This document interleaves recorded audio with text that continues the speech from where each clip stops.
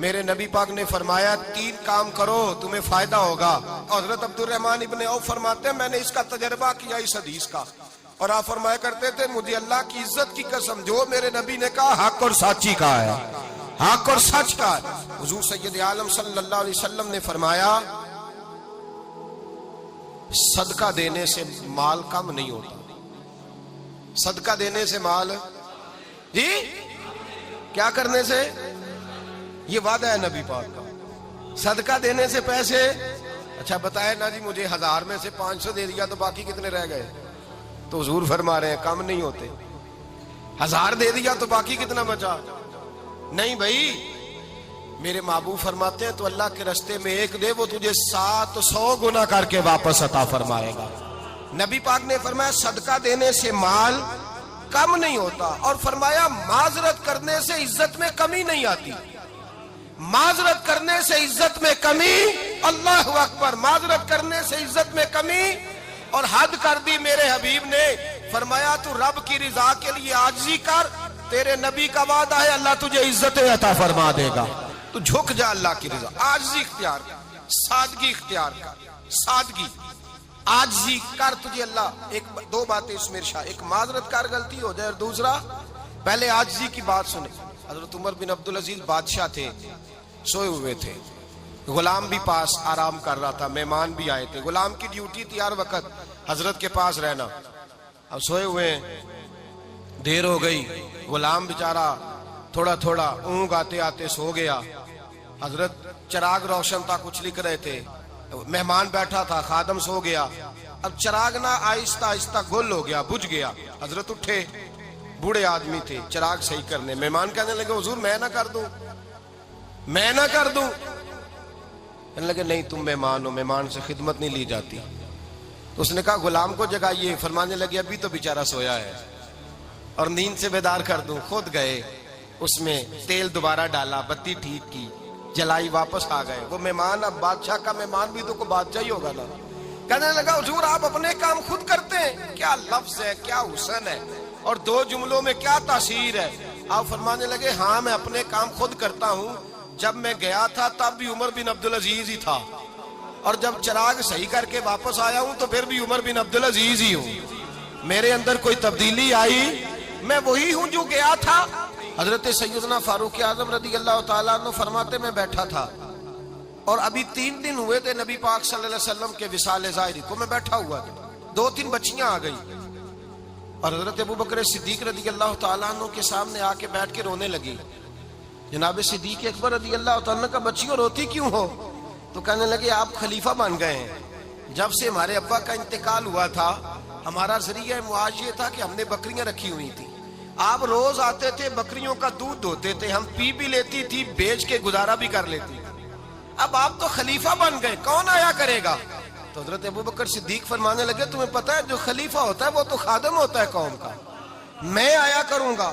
حضرت ابوبکر صدیق روزانہ اٹھتے عصر کے بعد اور جاتے, خلیفہ ہونے کے باوجود ان بچیوں کی بکریوں کو پکڑتے, دودھ دھوتے, ان کے گھر میں دے کے آتے. حضرت فاروق اعظم جب بھی دیکھتے تو کہتے ابوبکر تو پیچھے آنے والوں کے لیے راستہ بڑا مشکل کر رہا ہے, بڑا مشکل کر رہا ہے. جگر راہ وفا میں نقش ایسے چھوڑ آیا ہوں, میں جس منزل سے گزرا ہوں وہ اب تک یاد کرتی ہے. حضرت سلمان فارسی رضی اللہ تعالیٰ عنہ صوبے کے گورنر تھے, سادہ سا لباس پہن کر, سادہ سا, بس اسٹاپ پہ کھڑے تھے, جہاں سے لوگ اندر داخل ہوتے تھے, جہاں سواریاں باندھی جاتی تھی, آج ہم اپنے زبان میں اسے بس اسٹاپ کہتے. باہر کھڑے تھے, کوئی مہمان آ گیا کسی کا, اس نے دیکھا سادے سے کپڑے ہیں, خستہ سی حالی ہے, اس نے سمجھا کوئی کلی ہے شاید, معاذ اللہ کوئی ملازم ہے. کہنے لگا خادم ادھر آؤ, ادھر آؤ. آپ قریب گئے, کہنے لگے میرا سامان اٹھاؤ. امام غزالی فرماتے ہیں جب تو علم پڑھنے بیٹھتا ہے تو یہ بھی خیال کرنا تیرے اندر تکبر کا بوٹا نہ لگ جائے, عاجزی اختیار کرنا. عاجزی, سر پہ رکھا ہوا ہے سامان. حضرت سلمان فارسی نے, گورنر صاحب نے, اس آدمی کا, مہمان کا سر پہ سامان رکھا اور جا رہے. سنو اور غور کرو. جب جا رہے تھے جو آدمی بھی ملتا, گورنر صاحب ہمیں دے دے.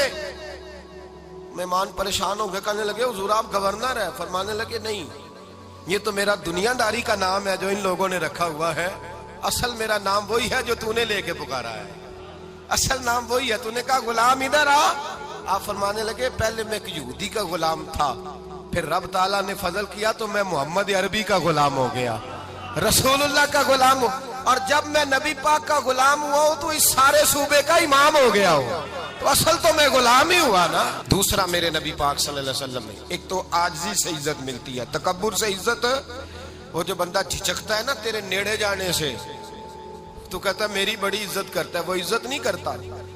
شیر کی عزت ہوتی ہے کہ خوف ہوتا ہے؟ بولے نا، تو نہیں نا ڈر لگتا ہوتی کو۔ شیر کا کیا ہوتا ہے؟ خوف، اس کی عزت نہیں ہوتی۔ تو درندہ ہے، درندوں کی بھی کبھی عزت ہوتی ہے؟ تو جو آدمی ڈنڈے کے زور پر لٹکا کے ڈنڈا اور وہ لوگوں سے عزت کرا رہا، تو بھائی یہ تیری عزت نہیں ہے، تیرا خوف ہے۔ عزت عاجزی میں ہے، انکساری میں ہے۔ اور دوسرا میرے نبی پاک صلی اللہ علیہ وسلم نے فرمایا عزت معاف کرنے میں ہے۔ عزت کس چیز میں ہے؟ بدلہ لینے میں عزت، یہ حقائق ہے۔ عزت بدلہ لینے، جس نے ایک تھپڑ کے جواب میں 2 مارے وہ باعزت نہیں، بلکہ مسند امام احمد بن حنبل پڑھی، حضرت موسیٰ علیہ السلام کوہ طور پہ کھڑے، میرے رسول پاک علیہ السلام فرماتے ہیں جناب موسیٰ علیہ السلام نے اللہ کی بارگاہ میں عرض کیا، اے اللہ ساری دنیا کہتی ہے ہم عزت والے ہیں، ہم عزت والے ہیں، من اعز عبادک یا اللہ، اے اللہ تو بتا تیرے بندوں میں عزت والا کون ہے؟ تو حضرت موسیٰ کہتے ہیں رب کریم نے فرمایا اذا قادر غفارا، جس کے پاس بدلہ لینے کی طاقت ہو پھر بھی معاف کر دے وہ بڑی عزت والا ہوا کرتا ہے۔